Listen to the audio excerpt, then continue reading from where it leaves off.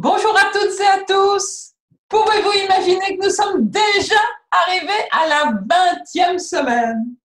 Moi, je sais pas pour vous, mais moi, je trouve que cette formation, elle avance à la vitesse d'un TGV. J'ai l'impression que nous avons débuté hier.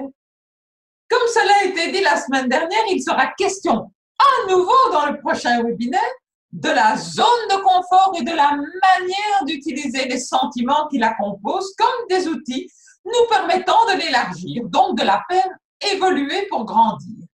Je voudrais donc plutôt prendre le temps ici de revenir sur un autre processus qui se trouve en filigrane de tout ce que vous faites et de tout ce que vous expérimentez pendant cette formation, le voyage du héros.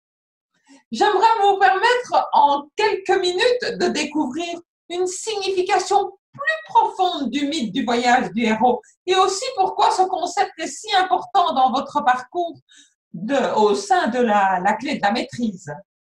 Le plus simple aurait été de vous passer la vidéo de l'interview historique de Joseph Campbell réalisée dans les années 80 par le journaliste Bill Moyers.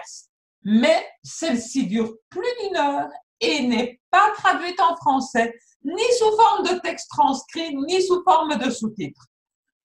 Nous vous donnerons donc tout de même le lien pour ceux et celles d'entre vous qui se sentent suffisamment à l'aise en anglais. En plus, les paroles sont reproduites en sous-titres. Et Joseph Campbell parle un anglais clair et châtié. Donc, je vous recommande de visionner cette passionnante interview. Prenons donc quelques instants pour explorer à nouveau cette fabuleuse métaphore que vous côtoyez maintenant depuis quelques semaines. Que représente-t-elle pour vous aujourd'hui?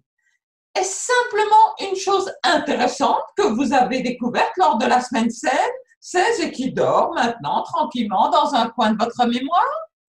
Ou bien est-ce un modèle auquel vous avez commencé à vous référer pour découvrir où vous en êtes sur votre chemin?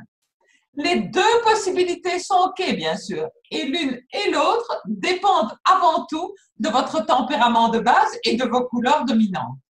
C'est pour cela que Luc et moi avions envie de vous en reparler ici, maintenant que vous approchez de la fin du parcours de la clé de la maîtrise, car nous pensons que la métaphore du voyage du héros, c'est un outil très utile et très puissant pour bien interpréter les situations de vie que nous traversons et du coup, pour mieux savoir quoi faire et quelle direction prendre lorsque plusieurs routes se présentent à nous. Par exemple, il y a une vingtaine d'années, Luc et moi avons été amenés à nous remettre en question, à la fois individuellement et au niveau de notre relation. Nos enfants commençaient à trouver leur indépendance et à prendre leur liberté, et nos vies professionnelles respectives étaient remplies de stress et de choses qui nous déplaisaient au point d'avoir envie de tout arrêter. Cela se répercutait évidemment sur notre vie de couple et nous nous sommes retrouvés, comme beaucoup d'autres, à la remettre en question. C'est là qu'un voyage du héros a débuté pour chacun de nous deux, sauf qu'à cette époque, nous ne connaissions pas encore l'existence de Joseph Campbell ni de sa brillante métaphore. Mais nous avons quand même parcouru tous les deux nos voyages du héros respectifs, qui ont débouché sur des changements professionnels radicaux pour tous les deux et sur le maintien de notre couple. Et maintenant que nous pouvons revoir nos deux parcours avec du recul et la grille de lecture du voyage du héros, nous voyons qu'absolument tous les ingrédients s'y trouvaient. L'appel du héros, le passage du seuil et le saut dans l'inconnu, les aides et les mentors, l'abysse et la transformation et le retour dans la tribu. Nous sommes tous les deux en gratitude, évidemment, l'un envers l'autre et pour nous-mêmes aussi d'avoir été jusqu'au bout de nos parcours respectifs. Mais vous aussi, vous avez déjà fait ce parcours de nombreuses fois jusqu'au bout. Pensez à toutes les situations difficiles que vous avez rencontrées dans votre vie et que vous avez traversées. C'est la même chose, c'est un voyage du héros à chaque fois. Et le fait d'en posséder la grille de lecture est un avantage décisif, car nous n'avons plus besoin de perdre du temps à chercher les bonnes questions à se poser. La métaphore nous donne donc directement, par exemple, cet événement qui vient de se passer. Est-ce un appel du héros, c'est-à-dire une invitation au changement? Maintenant que j'ai décidé de répondre à l'appel et que je me suis engagée dans l'inconnu, où puis-je trouver de l'aide? Plus rien ne va, j'ai l'envie d'abandonner. Ah, mais est-ce que je ne serais pas en train de traverser l'abysse en ce moment? Et ainsi de suite. Vous voyez l'intérêt de la métaphore? Maintenant, il y a un point plus profond encore dans la métaphore du voyage du héros. Rappelez-vous que Joseph Campbell l'a construite en étudiant les points communs entre tous les mythes de toutes les cultures et de toutes les époques de l'humanité. C'est qui en fait sa force et son universalité. Prenez quelques minutes prochainement pour vous replonger en tant qu'observateur ou observatrice dans les différents voyages du héros que vous avez déjà parcourus dans votre vie d'adulte. Si vous vous concentrez bien, vous allez découvrir qu'il y a un point commun à tous les appels du héros que vous avez reçus. Et ce point commun a à voir avec un ou plusieurs rôles que vous jouiez dans votre vie du moment et quelque chose qui vous poussait à quitter ce rôle. Les situations possibles sont nombreuses, évidemment, car la société nous conduit à jouer de multiples rôles depuis notre naissance et nous passons constamment de l'un à l'autre. Le père ou la mère, le fils ou la fille, le professionnel, ingénieur, professeur, infirmière, etc. Le mari ou l'épouse, le guide, le prof, l'élève et ainsi de suite. Nous passons ainsi notre vie à jouer des rôles ou à porter des masques si vous préférez. C'est la rivière des rêves. Et il vient un moment où l'un ou l'autre rôle que nous jouons tel que nous l'a appris la société en conformité avec ses règles, ce rôle ne nous convient plus et c'est le moment où un nouveau voyage du héros se présente. Il y a un appel du héros. Pour moi, un exemple était mon rôle de professeur de mathématiques. J'en avais assez de jouer le rôle d'un acteur au crayon rouge. Je voulais être moi-même sans porter le masque du prof de maths autoritaire.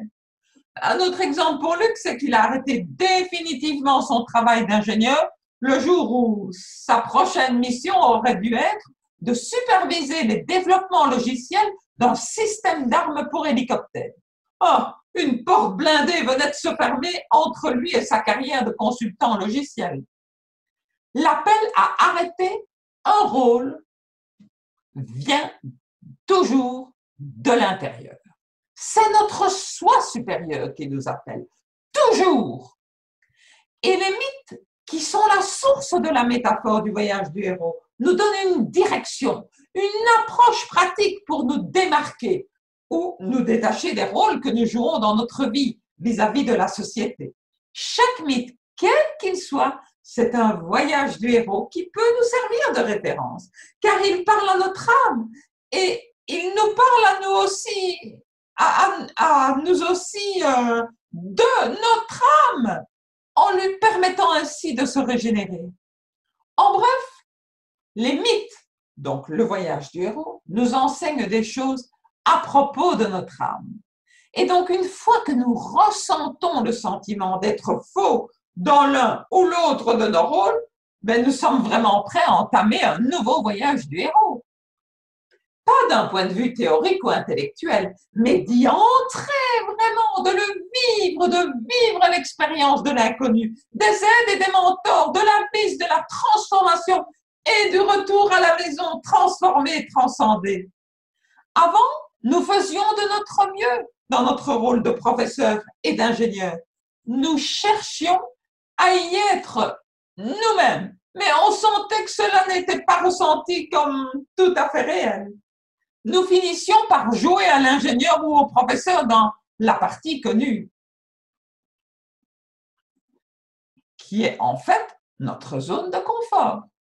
Jusqu'au jour où l'appel est devenu tellement puissant que malgré la peur de l'inconnu, nous prenons la décision radicale de quitter ce rôle une fois pour toutes et de nous reconnecter à notre vraie nature. Et la décision est radicale pour une raison, c'est qu'en général, à ce stade, nous ne connaissons pas notre vraie nature. Et c'est pourquoi il est tellement difficile parfois de franchir le seuil et de rentrer dans l'inconnu. La première vocation de tous les mythes, c'est de provoquer en nous une sensation de gratitude lorsqu'on se trouve devant le mystère de ce qu'est le but de notre existence. C'est à cela que vous êtes confrontés lorsque vous ressentez ce conflit de l'appel du héros, car vous portez un masque que vous ne voulez plus. Mais il y a aussi la peur de l'inconnu, d'où l'hésitation face à l'appel. Mais nous sommes ici pour expérimenter la vie, pas pour jouer un rôle. Nous ne pouvons pas expérimenter la vie si nous jouons un rôle. Nous pouvons juste jouer le rôle.